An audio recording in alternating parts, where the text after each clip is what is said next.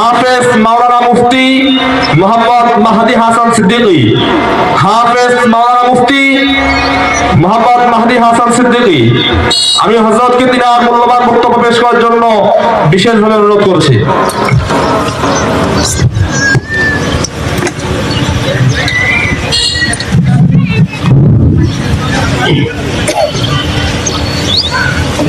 السلام عليكم ورحمة الله وبركاته. الحمد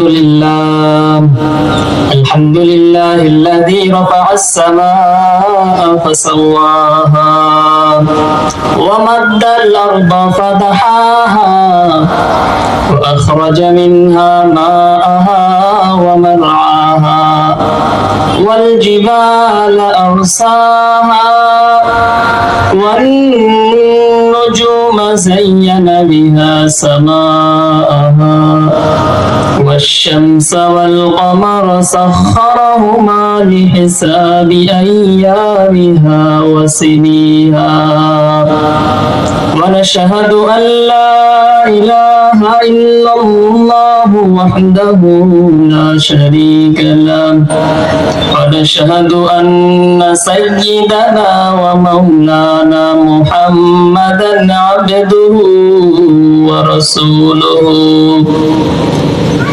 أما بعد فأعوذ بالله من الشيطان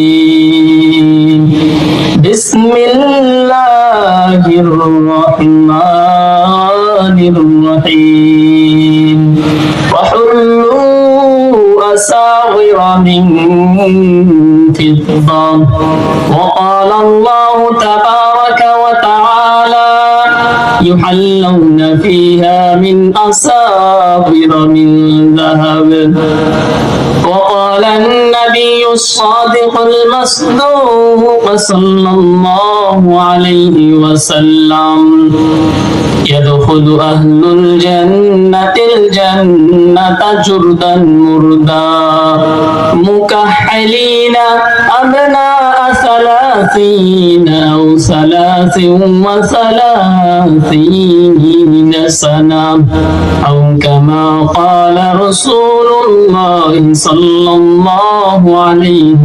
وسلم सूरज ने दिया अपनी शुआओं को पैगाम सूरज ने दिया अपनी शुआओं को पैगाम दुनिया है अजब चीज कभी सुबह कभी शाम दुनिया है अजब चीज कभी सुबह कभी शाम एक चश्मे ज़दन गाफिला ज़ा शाह नबाशी एक चश्मे ज़दन गाफिला ज़ा शाह नबाशी शायद के निगाहे कुनादा गाह नबाशी शायद के निगाहे कुनादा गाह नबाशी जिक्र हक़ आमद गज़ाई रूह रा जिक्र हक़ आमद गज़ाई रूह रा मरहुम आमद दिले मजरूह रा ला इलाहा इल्लल्लाह मोहब्बत जिक्र करें ला इलाहा इल्लल्लाह हाथे कोरे हाथेर काम पाए कोरे पाएर काम जबान दिए शुधु बोलो हे मुमिन अल्लाह तालार जाती नाम बोलो ला इलाहा इल्लल्लाह ला इलाहा इल्लल्लाह ला इलाहा इल्लल्लाह যার দিলে আছে আমার আল্লাহর ভয় আল্লাহ আল্লাহ সব সময় আর নিদ্রা ভালো লাগে না, ভালো লাগে শুধু ইল্লাল্লাহ, লা ইলাহা ইল্লাল্লাহ, লা ইলাহা ইল্লাল্লাহ, লা ইলাহা ইল্লাল্লাহ, লা ইলাহা ইল্লাল্লাহ, লা ইলাহা ইল্লাল্লাহ, মুহাম্মাদুর রাসূলুল্লাহ সাল্লাল্লাহু আলাইহি ওয়াসাল্লাম। আলহামদুলিল্লাহ, মহান রবের দরবারে শুকরিয়া আদায় করি যে মহান মালিক আমাদেরকে দয়া করে, মায়া করে, ভালোবেসে আমাদেরকে সুন্দর এক মজলিসের মধ্যে দ্বীনি পরিবেশে আসার ও বসার তৌফিক দান করেছেন এবং আমাকে কিছু কথা বলার মতো, আপনাদের শ্রবণ করার মতো সুযোগ করে দিয়েছেন। এজন্য আমরা শুকরিয়া আদায় করে বলি আলহামদুলিল্লাহ। মানবতার মুক্তির দূত, যার কারণে আমরা আজ মুসলিম হতে পেরেছি, আমরা তার প্রতি সকলেই সংক্ষিপ্ত আকারে দরুদ পড়ি, বলি সাল্লাল্লাহু আলাইহি ওয়াসাল্লাম। আলহামদুলিল্লাহ, ইনশাআল্লাহ আমি আপনাদের সামনে আমাদের আসল বাড়ি জান্নাত, জান্নাত কেমন হবে এ বিষয়ে সংক্ষিপ্ত কিছু আলোচনা করার চেষ্টা করব ইনশাআল্লাহ। পবিত্র কোরআনুল কারীমের মধ্যে আল্লাহ তাআলা জান্নাত নিয়ে একাধিক অনেক জায়গায় আলোচনা করেছেন। পয়গম্বর আরবি সাল্লাল্লাহু আলাইহি ওয়াসাল্লাম হাদিসের মধ্যেও অনেক আলোচনা করেছেন। সিহা সিত্তা গ্রন্থসমূহের মধ্যে হতে তিরমিজি শরীফের 2545 নম্বর হাদিসের বর্ণনা। হাদিসের রাবি হলেন হযরত মুআয ইবনে জাবাল রাদিয়াল্লাহু তাআলা আনহু। তিনি বলেন, আন মুআয ইবনে জাবাল রাদিয়াল্লাহু আনহু আনিন নবী সাল্লাল্লাহু আলাইহি ওয়াসাল্লাম قال মুআয ইবনে জাবাল রাদিয়াল্লাহু আনহু থেকে বর্ণিত, রাসূলুল্লাহ সাল্লাল্লাহু আলাইহি ওয়াসাল্লাম বলেন, ইয়াদখুলু আহলুল জান্নাতিল জান্নাতা জুরদান মুরদা। জান্নাতীরা যখন জান্নাতের মধ্যে প্রবেশ করবে, তাদের মুখে কোনো দাড়ি থাকবে না, মুখের মধ্যে কোনো গোঁফ মোছ থাকবে না, শরীরের মধ্যে লোম থাকবে না, মুকাহহালিনা, চোখের মধ্যে সুরমা লাগানো থাকবে, আবনা সালাসিনা সালাসিন ওয়া সালাসিনা সানা, 30 অথবা 33 বছরের যুবক যুবতী হয়ে সকলেই জান্নাতে প্রবেশ করবে। এই তিরমিজি শরীফের 2546 নম্বর হাদিসের বর্ণনা। হাদিসের বর্ণনাকারী হলেন হযরত ইবনে বুরাইদা। আন ইবনে বুরাইদা আন নবীহি قال, ইবনে বুরাইদা তার বাবা থেকে বর্ণনা করেন, তিনি বলেন, قال রাসূলুল্লাহ সাল্লাল্লাহু আলাইহি ওয়াসাল্লাম, আল্লাহর রাসূল সাল্লাল্লাহু আলাইহি ওয়াসাল্লাম ইরশাদ করেন, আহলুল জান্নাতি 20 ওয়া মিয়াতু সাফফিন, জান্নাতে যারা যাবে তাদের কাতার হবে মোট 120টি। বলেন তো, জান্নাতে যারা ঢুকবে এদের কাতার কয়টা হবে? 120টা কাতার হবে। সামানুনা মিনহা মিন হাযিহিল উম্মাহ, আর এই 120টি কাতারের মধ্যে 80টি কাতার হবে এই শেষ উম্মতের, আখেরি উম্মতের। তাহলে 120 এর মধ্যে 80টি কাতার এই আখেরি উম্মতের, বাকি থাকতেছে কয় কাতার? 40। আর বাউনা মিন সাইরিল উমাম, নবী বলেন বাকি 40টি কাতার হলো আদম নবী থেকে নিয়ে শেষ পর্যন্ত, আমাদের আগের নবী ঈসা নবী পর্যন্ত, আদম নবী থেকে ঈসা নবী পর্যন্ত সমস্ত পয়গম্বরদের উম্মতের কাতার হবে মাত্র 40টি, আর এই উম্মতের কাতার হবে জান্নাতের মধ্যে 80টি। সুবহানাল্লাহ বিহামদিহি। তিরমিজি শরীফের 2547 নম্বর হাদিসের বর্ণনা। হাদিসের বর্ণনাকারী হলেন হযরত আব্দুল্লাহ ইবনে মাসউদ রাদিয়াল্লাহু তাআলা আন আব্দুল্লাহ ইবনে মাসউদ রাদিয়াল্লাহু আনহু قال, আব্দুল্লাহ ইবনে মাসউদ রাদিয়াল্লাহু তাআলা আনহু বলেন, কুন্না মা'আন নবী সাল্লাল্লাহু আলাইহি ওয়াসাল্লাম ফি কুব্বাতিন নাহওয়ান মিন 40, আমরা নবীজির সঙ্গে 40 জনের মতো একটা তাঁবুর মধ্যে ছিলাম। ফাকাল লানা রাসূলুল্লাহ সাল্লাল্লাহু আলাইহি ওয়াসাল্লাম, এমত অবস্থায় নবীজি সাল্লাল্লাহু আলাইহি ওয়াসাল্লাম আমাদের বললেন, আতার দাওনান তাকুনু রুবু আহলিল জান্নাহ, তোমরা কি চাও নাকি জান্নাতে যারা যাবে তাদের মধ্যে 4/1 তোমরাই হবা? ফাকালু নাম, সাহাবায়ে কেরাম বলেন আমরা সকলেই বললাম নাম, হ্যাঁ যাবো, যেতে চাই। এরপরে আবার নবী বললেন তারদাউনা তাকুনু সুলসা আহলিল জান্নাহ, তোমরা কি চাও নাকি জান্নাতে যারা যাবে তাদের মধ্যে 1/3 মানে 3/1 তোমরা হবা? ক্বালু নাম, সাহাবায়ে কেরাম বললেন হ্যাঁ চাই। সুম্মা ক্বালা তারদাউনা আন তাকুনু শাতরা আহলিল জান্নাহ, ও আমার উম্মতেরা তোমরা কি চাও নাকি জান্নাতে যারা যাবে এদের মধ্যে অর্ধেক তোমরা হবা? ইন্নাল জান্নাতা লা তাদখুলুহা ইল্লা নাফসুন মুসলিমা, নিশ্চয়ই জান্নাতের মধ্যে কোনো মুসলমান ছাড়া কেউ প্রবেশ করতে পারবে না। তাহলে বলেন তো জান্নাতের মধ্যে এত কোটি কোটি মানুষের মধ্যে কারা যাবে? মুসলমান। কোন হিন্দু যেতে পারবে না, কোন খ্রিস্টান, বৌদ্ধ, ইহুদি, নাসারা কেউ পারবে না। শুধুমাত্র কে প্রবেশ করবে? মুসলমান। মা তুম ফি শিরকি ইল্লা কাশআরাতিল বাইদাই ফি জিল্লিস সাউরিল আসমাদ আও কাশআরাতিস সাউদাই ফি জিল্লিস সাউরিল আহমার আও কামা ক্বালা রাসূলুল্লাহ সাল্লাল্লাহু আলাইহি ওয়াসাল্লাম, নবীজি বলেন একটা কালো ষাঁড়ের গায়ে যদি কিছু পশম থাকে, সাদা পশম, কালো ষাঁড়ের গায়ে যদি কিছু পশম থাকে সাদা, ওই ষাঁড়টিকে যেমন হাজারো কালো ষাঁড়ের মধ্যে চিনতে অসুবিধা হবে না, ঠিক তেমনি ভাবে আমার ওই কিয়ামতের ময়দানে হাজার হাজার কোটি কোটি মুশরিক থাকবে, তবে আমার উম্মতকে বাছাই করতেও আমার কোনো অসুবিধা হবে না।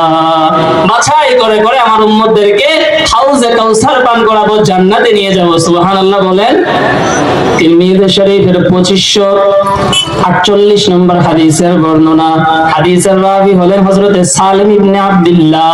আন সালিম ইবনে আব্দুল্লাহ ইয়ান নবীহি قال, সালিম ইবনে আব্দুল্লাহ তার বাবা থেকে বর্ণনা করেন, তিনি বলেন قال রাসূলুল্লাহ সাল্লাল্লাহু আলাইহি ওয়াসাল্লাম, আল্লাহর রাসূল সাল্লাল্লাহু আলাইহি ওয়াসাল্লাম বলেছেন, বাবু উম্মতি আল্লাযী ইয়াদখুলুনা মিনহুল জান্নাহ, আমার উম্মত জান্নাতের যে দরজা দিয়ে প্রবেশ করবে, এই দরজা কেমন হবে জানো নি উম্মত? আমার উম্মত জান্নাতের যে দরজা দিয়ে প্রবেশ করবে সেই দরজাটা কেমন হবে শুনে রাখো। আবদুহু মাসিরাতুর রাকিবিল জাওয়াদি সালাসা, একজন অশ্বারোহী ঘোড়ার উপর সওয়ার হয়ে লাগাতার বিরামহীন ভাবে 3 দিনের দূরত্ব যে জায়গায় গিয়ে পৌঁছবে, এখান থেকে লাগাতার একজন অশ্বারোহী মনে করেন ঘোড়া নিয়ে লাগামহীন ভাবে ছুটলো, ছুটতে ছুটতে 3 দিন পর্যন্ত যে জায়গায় গিয়ে থামবে, এখান থেকে ওই শেষ জায়গা পর্যন্ত এত দূরত্ব হবে, এত প্রশস্ত হবে জান্নাতের দরজা। তাহলে জান্নাতের দরজা কত বড় হবে চিন্তা করা যায়। এরপরে নবী আবার দেখেন কি বলেন, সুম্মা ইন্নাহুম লা ইউগাতুনা আলাইহি, এরপরে এত বড় দরজা, তারপরে এত ভিড় হবে, এত ভিড় হবে, হাত্তা তাকাদা মানাকিবুহুম তাজুলু, আমার উম্মত ঘাড় রাখার জায়গা পাবে না। এই উম্মতের মধ্যে এই উম্মত জান্নাতের যে দরজা দিয়ে প্রবেশ করবে সেই দরজাটা এত বড় হবে, এত বড় হবে, তারপরেও এই দরজার মধ্যে এত ভিড় লেগে থাকবে, আমার উম্মত এত দলে দলে জান্নাতে প্রবেশ করবে যে এত বড় দরজা দিয়েও আমার উম্মতেরা ঘাড় রাখার জায়গা পাবে না। তিরমিজি শরীফের 2549 নম্বর হাদিসের বর্ণনা। হাদিসের রাবী হলেন হযরত সাঈদ ইবনুল মুসাইয়িব। আন সাঈদ ইবনুল মুসাইয়িব আন্নাহু লাকিয়া আবু হুরায়রা, সাঈদ ইবনুল মুসাইয়িব আবু হুরায়রা রাদিয়াল্লাহু আনহুর সঙ্গে সাক্ষাৎ করলেন। ফাকালা আবু হুরায়রা, আবু হুরায়রা রাদিয়াল্লাহু আনহু বললেন, ফাকালা আবু হুরায়রা, আসআলুল্লাহ আইয়াজমা বাইনি ওয়া বাইনাকা ফি সুকিল জান্নাহ, আমি আল্লাহর কাছে চাচ্ছি, দোয়া করছি, প্রার্থনা করছি, আল্লাহ তাআলা যেন আমাকে এবং তোমাকে জান্নাতের বাজারে একত্রিত করে দেন। ফাকালা সাঈদুন, সাঈদ ইবনুল মুসাইয়িব বললেন, আফিহা সুকুন, জান্নাতে কি আবার বাজার আছে নাকি? ক্বালা নাআম, আবু হুরায়রা রাদিয়াল্লাহু আনহু বললেন, হ্যাঁ।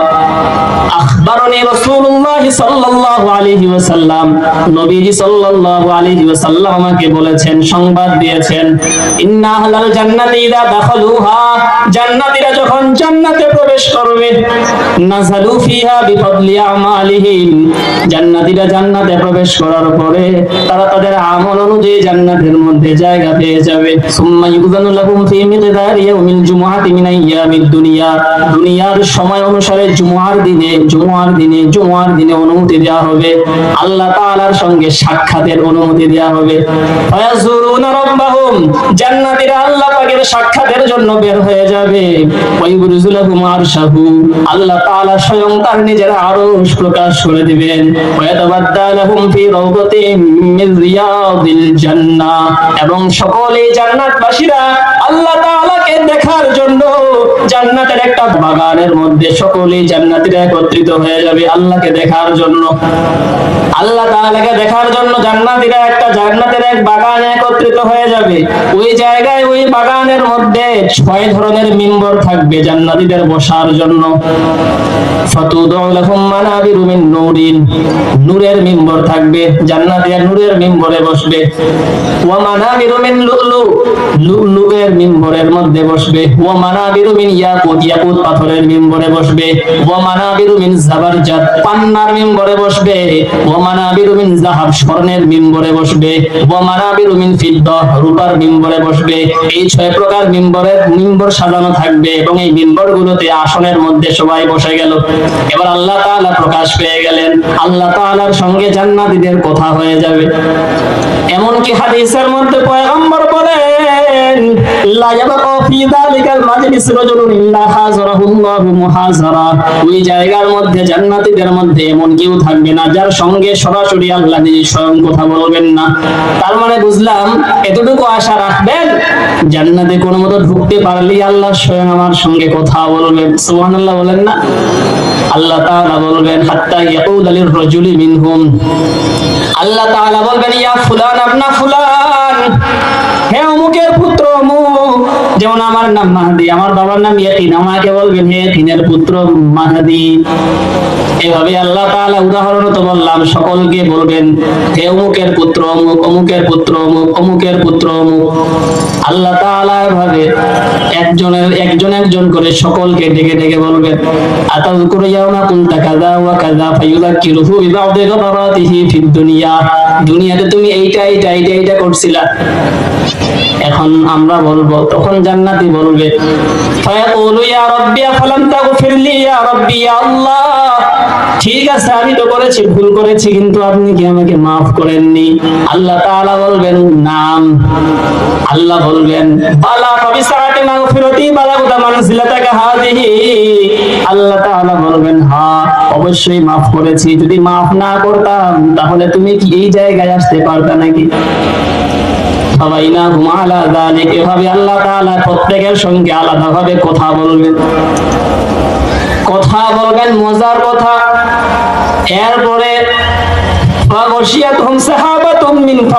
কথা বলা অবস্থায় তাদের জান্নাতীদের উপরে দেখবে, হঠাৎ করে তাকায় দেখবে উপরে এক মেঘের খণ্ড ছায়া দিচ্ছে।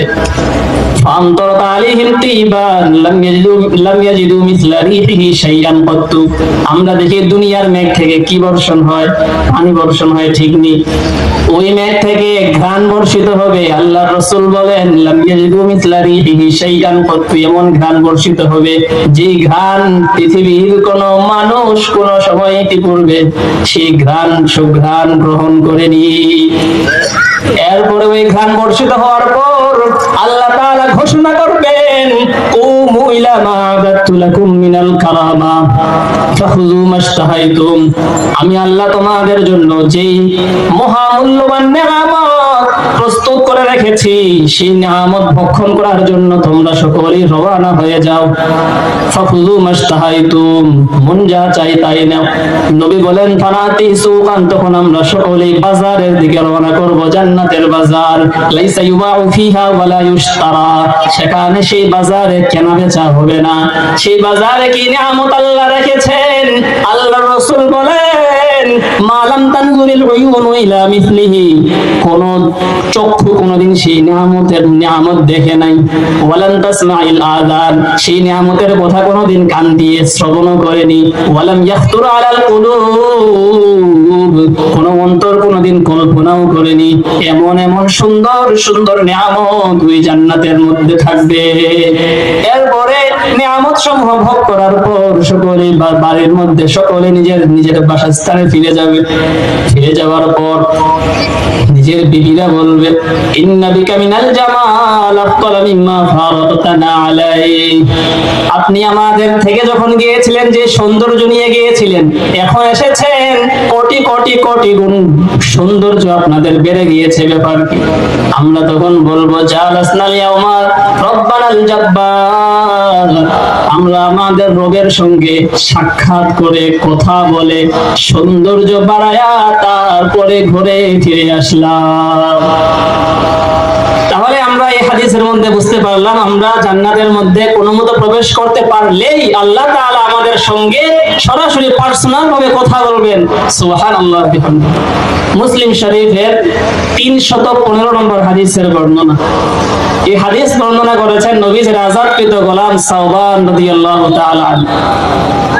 যদি কেউ আহলে হাদিসের ভাই থাকেন, আপনারা যেই মুসলিম শরীফ ফলো করেন সেই মুসলিম শরীফ অনুযায়ী নম্বর মিলবে না, কারণ এই মুসলিম শরীফ সেটা সেই যে নম্বরটা আমি বললাম 315 নম্বর হাদিস, আমাদের এই উপমহাদেশের মধ্যে আমাদের মাদ্রাসার যে পাঠ্যপুস্তক প্রথম খণ্ড দ্বিতীয় খণ্ড, এই মাদ্রাসার পাঠ্যপুস্তক অনুযায়ী 315 নম্বর হাদিস। আর একটা মজার ব্যাপার হলো, এই হাদিসটা আমি গতকাল অনেক খুঁজেছি জান্নাত অধ্যায়, কিন্তু জান্নাত অধ্যায় দেখলাম যে নাই। কি ব্যাপার?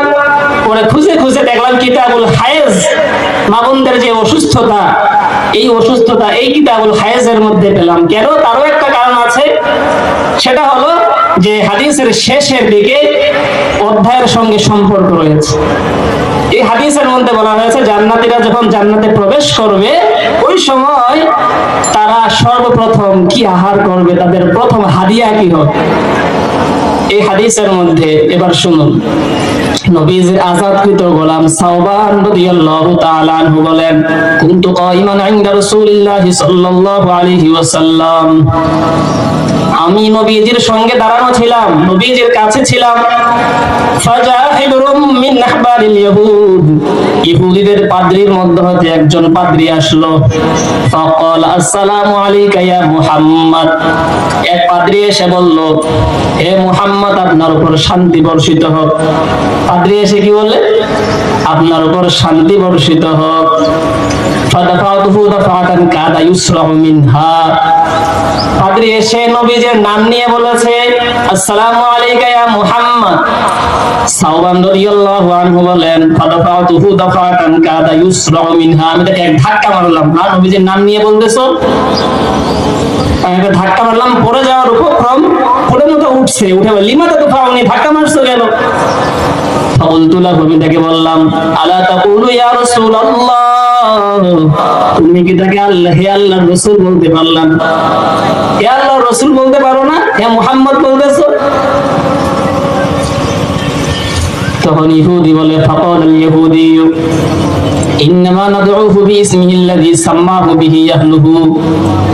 আমি তাকে সেই নামেই ডেকেছি যেই নাম তার পরিবার তার জন্য রেখেছে। কিছু লোক আছে না এমন ঘাটতেরা? নবী বলেন, ইন্না ইসমি মুহাম্মদ, হ্যাঁ আমার নাম মুহাম্মদ, আল্লাযী সাম্মানি বিহি আহলি, যে নাম আমার পরিবার আমার জন্য রেখেছে। ফাকালাল ইহুদি, ইহুদি বলে, এবার জিতু আসআলুকা, আমি আপনার কাছে এসেছি একটা বিষয় প্রশ্ন জানার জন্য, একটা প্রশ্নের জবাব নেয়ার জন্য এসেছি। ফানাকাদা রাসূলুল্লাহ সাল্লাল্লাহু আলাইহি ওয়াসাল্লাম বিউদিন মাহু। নবীজির হাতে একটা লাকড়ি ছিল, নবীজি লাকড়ি দিয়ে মাটির মধ্যে রেখা টানছিলেন। ফাকালা আয়ানফাউকা শাইউন ইন হাদাসতুকা, হ্যাঁ তুমি যে প্রশ্ন করবা এই প্রশ্নের জবাব যদি আমি তোমাকে দিয়ে দেই তাহলে কি তোমার কোনো উপকার হবে? সে বলে, দেখেন, আসমাউ বিউজনাইয়া, বলে না যে ইসলাম গ্রহণ করব, বলে আমি আমার এতটুকু উপকার হবে, দুই কান দিয়ে শুনবো। এবার নবীজি সাল্লাল্লাহু আলাইহি ওয়াসাল্লাম বললেন, সাল, ঠিক আছে জিজ্ঞাসা করো।